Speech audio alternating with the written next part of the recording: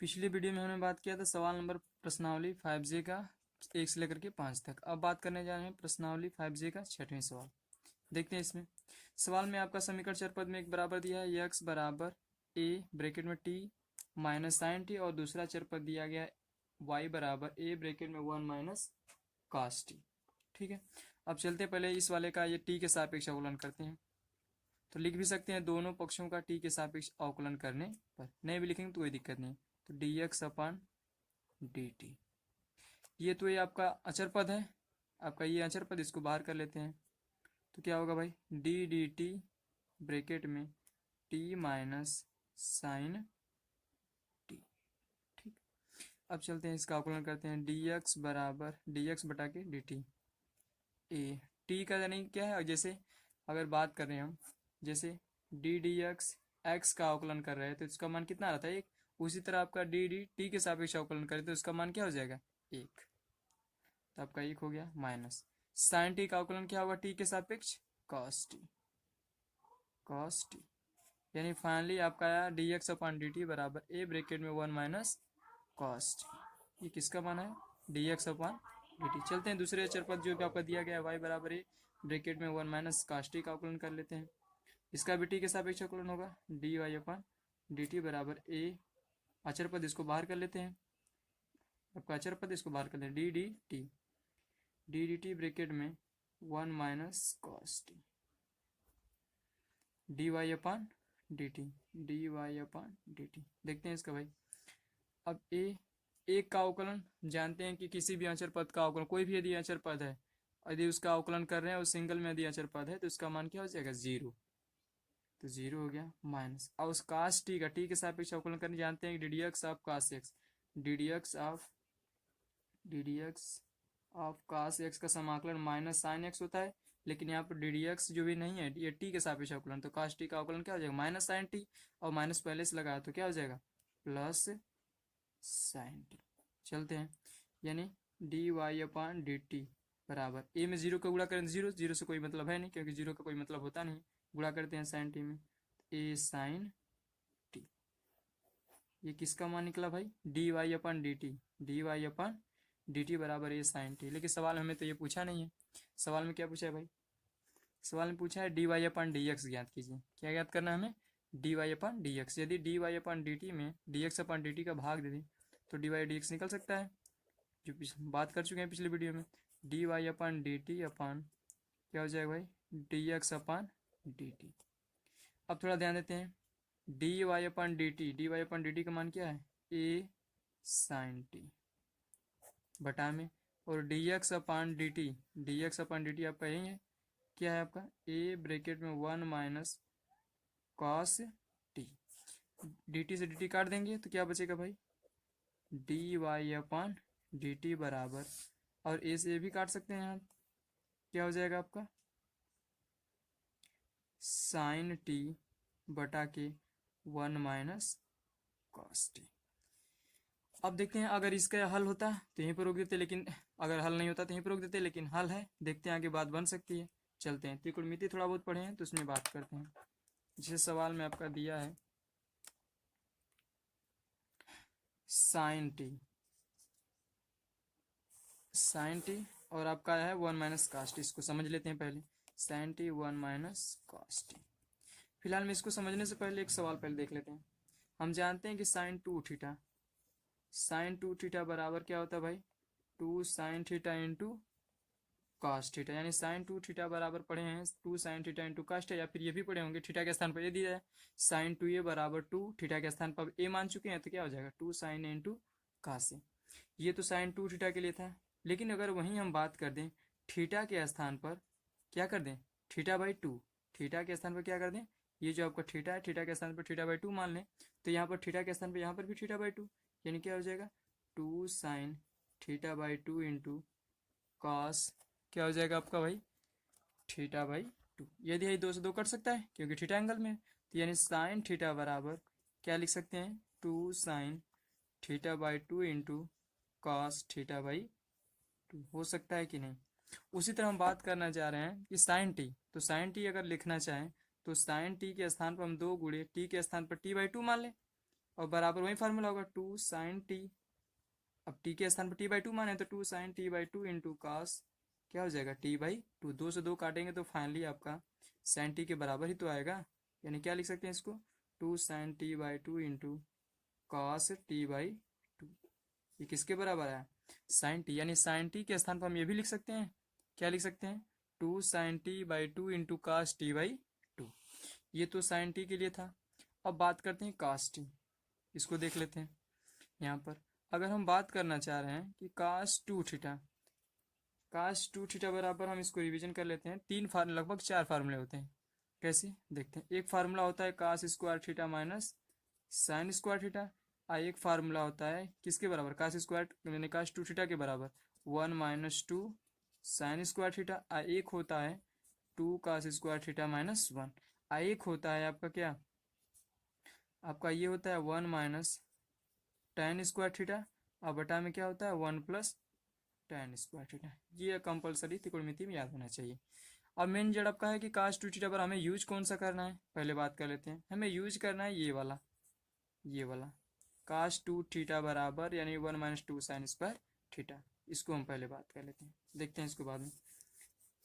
यानी कास two theta बराबर क्या हो जाएगा भाई 1 minus two sign square theta.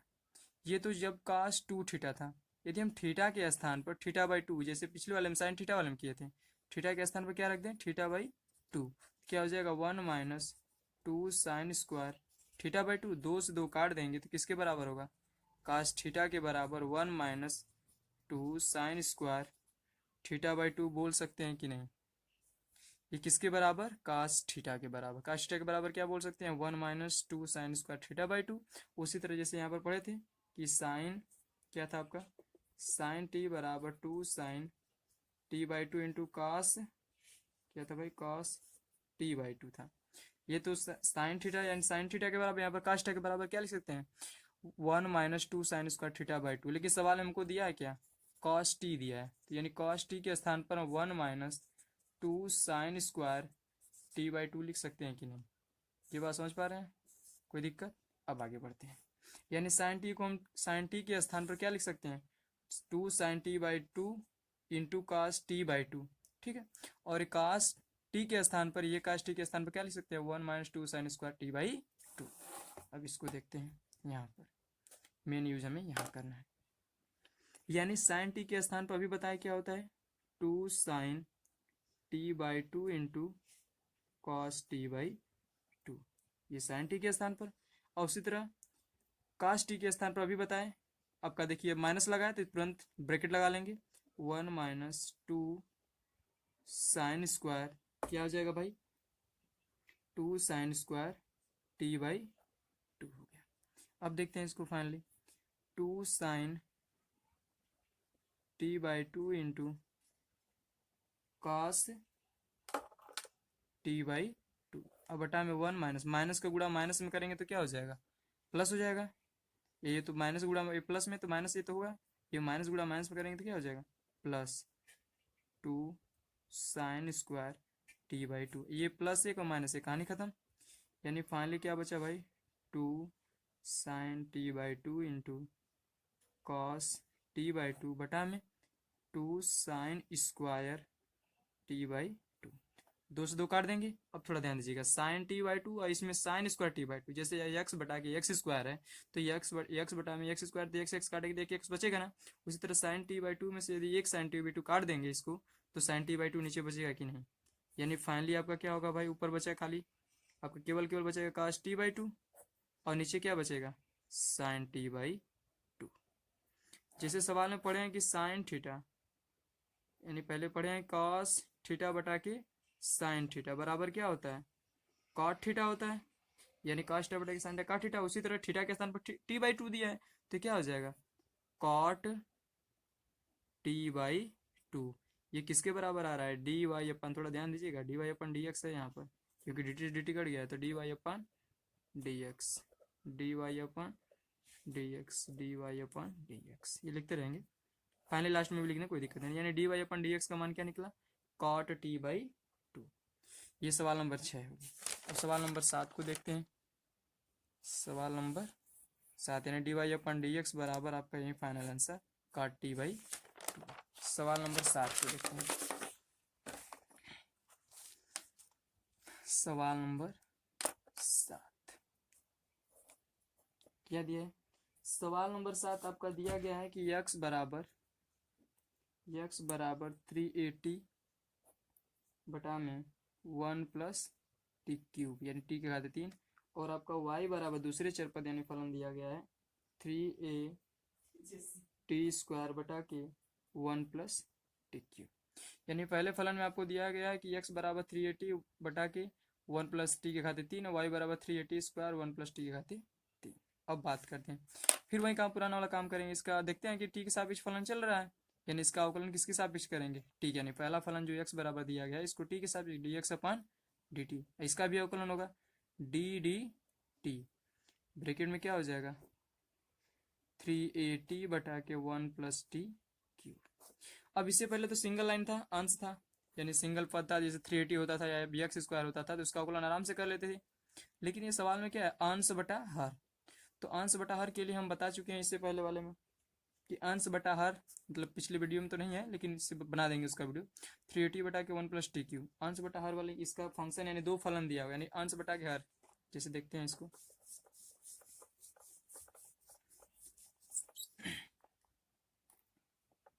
मान लेते हैं कि ddx आपका x के सापेक्ष अवकलन करना है हमें, f1x बटा के f2x। आपका x फलन दे दिया गया है f1x और f2x, तो इसका अवकलन यानी अवकलन कैसे करेंगे? यानी अंश बटा हर में अगर दे दिया गया है तब उसके लिए क्या करेंगे? पहला काम कि हर वाले का अवकलन नहीं करते हैं लेकिन अंश वाले का अवकलन करते हैं, यानी ddx ऑफ f1x। फिर माइनस, अब जिसका अवकलन कर चुके हैं f1x का अवकलन कर चुके हैं ना, तो उसका अवकलन नहीं करेंगे, और जिसका अवकलन यानी f2x का अवकलन नहीं किए हैं तो इसका ddx ऑफ f2x होगा। लेकिन हर में क्या है आपका f2x है ना, तो इसका होल स्क्वायर हो जाता है f2x का होल स्क्वायर। यानी अंश बटा के हर आपका फलन दिया गया है, तो इसके लिए पहला काम हर वाले का अवकलन नहीं करते हैं, फिर अंश वाले का अवकलन करते हैं, माइनस होता है, फिर जिसका अवकलन कर चुके हैं f1x का अवकलन कर चुके हैं, फिर इनटू में गुणे में रहेगा आपका ddx ऑफ f2x, यानी इसका अवकलन नहीं किया तो उसका अवकलन करेंगे, फिर लास्ट में बटा में आपका हो जाएगा हर वाले का होल स्क्वायर। बात क्लियर है?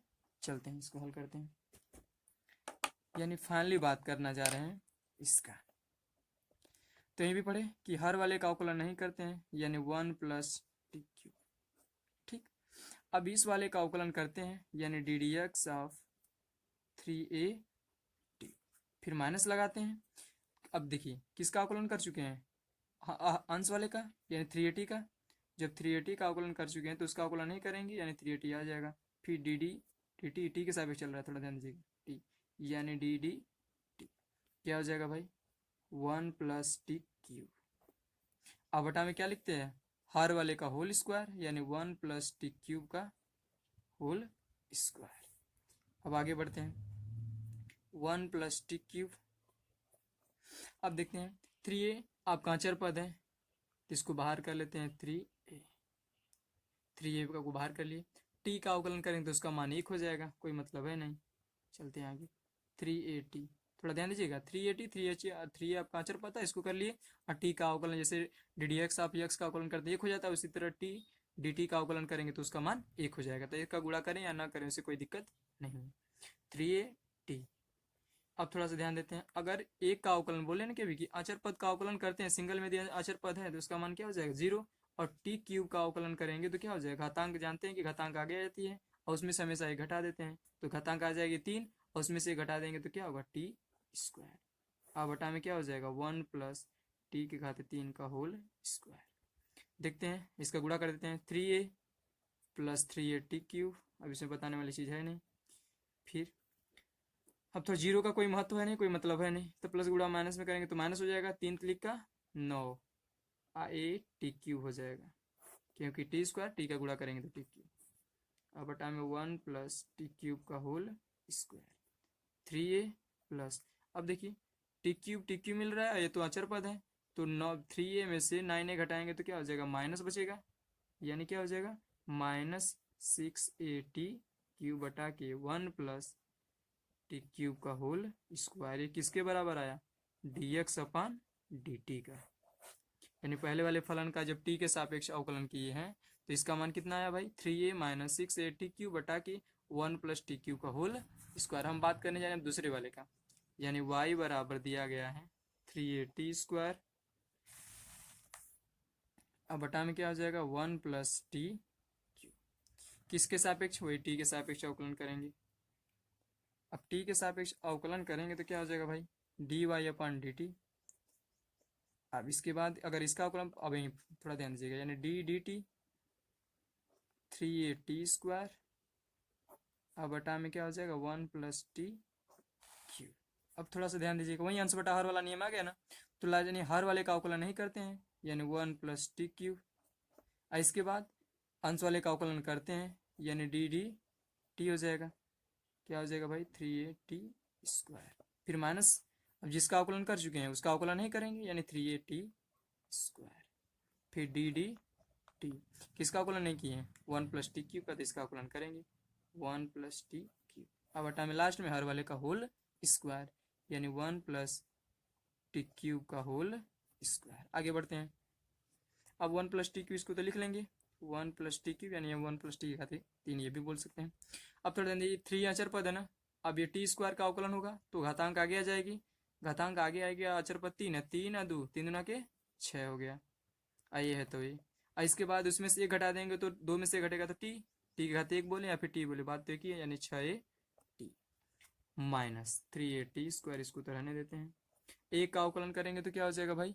एक का अवकलन करेंगे तो 0, अब प्लस घातांक आगे आ जाएगी 3 टी स्क्वायर, अब बटा में क्या हो जाएगा? 1 प्लस टी क्यूब का होल स्क्वायर। अब देखते हैं, इसका गुणा कर देते हैं 6a टी, अब प्लस इसमें गुणा करेंगे तो क्या होगा? 6a टी की घाते 4 माइनस, अब इसमें गुणा करेंगे प्लस का गुणा माइनस में तो क्या हो जाएगा? माइनस 3 तिली का 9a टी, और टी स्क्वायर का गुणा टी स्क्वायर में करेंगे तो क्या हो जाएगा? 4 बटा में 1 प्लस टी क्यूब का होल स्क्वायर। अब आगे देखते हैं 6a टी, अब थोड़ा ध्यान दीजिए, अब ये बड़ी 6a टी के पावर 4 है, ये माइनस 9t के पावर 4 तार आसानी से घटा सकते हैं, माइनस हो जाएगा क्योंकि बड़ी संख्या के साथ माइनस लगा है, 3a टी की घाते 4, ये हो जाएगा। अब बटा में क्या बचेगा भाई? 1 प्लस टी क्यूब का होल स्क्वायर। ये किसका मान निकला? डी वाई अपान डी टी का। लेकिन हमें ये तो निकालना नहीं है, हमें निकालना है क्या? डी वाई अपान डी एक्स। यदि डी वाई अपान डी टी में यदि डी एक्स अपान डी टी के यदि हम भाग दे दें इधर, डी वाई अपान डी टी में, थोड़ा ध्यान दीजिएगा, डी वाई अपान डी टी में डी एक्स अपान डी टी का भाग देते तो डी वाई अपान डी एक्स निकल सकता है कि नहीं? चलते हैं,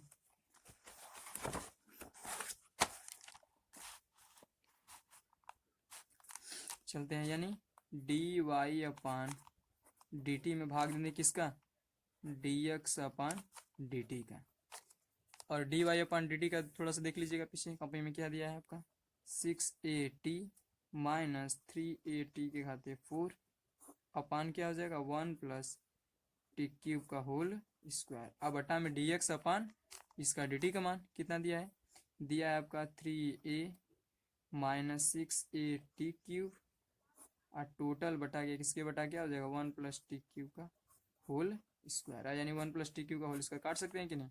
और डी टी से डी टी काट देंगे तो यानी क्या निकला आपका? डी वाई अपान डी एक्स बराबर, यानी क्या बचा? अब थोड़ा ध्यान दीजिए, 6a T minus 3a T के घाते 4 अपान क्या हो जाएगा? 3a minus 6a T cube. अब बात करते हैं दोनों में क्या 3 3 यानी कॉमन, 3 कॉमन हो सकता है, a मिल रहा है तो इसको भी कॉमन लेते करते हैं, और t मिल रहा है तो t को भी कॉमन कर लेते हैं, तो 3 दूना के 6, 2 बचा, और a t कॉमन कर चुके हैं 2 माइनस, अब 3 ए कॉमन कर चुके हैं, t भी कॉमन करते हैं तो क्या हो जाएगा? 2 माइनस टी क्यूब। अब बटा में क्या हो जाएगा? इसमें से 3 आराम से कॉमन कर सकते हैं, 1 माइनस 3 दूना के 6, 2 हो गया, और इसके बाद a 3a 3 दूना के 6, ये भी कॉमन कर लेते क्या हो जाए? t 3 दूना के 6, और इसके बाद टी क्यूब, और कुछ बच रहा है? 3a से 3 काट दिए, यानी t ब्रैकेट में 2 माइनस टी क्यूब, अब बटा में 1 माइनस 2 के घाते 3, आपका फाइनल किसके बराबर? डी वाई अपान डी एक्स के बराबर हो जाएगा। यानी डी वाई अपान डी एक्स के, थोड़ा सा ध्यान दीजिएगा कहीं मिस्टेक नहीं है। ठीक है, यानी dy अपन dx का मान t ब्रैकेट में 2 माइनस टी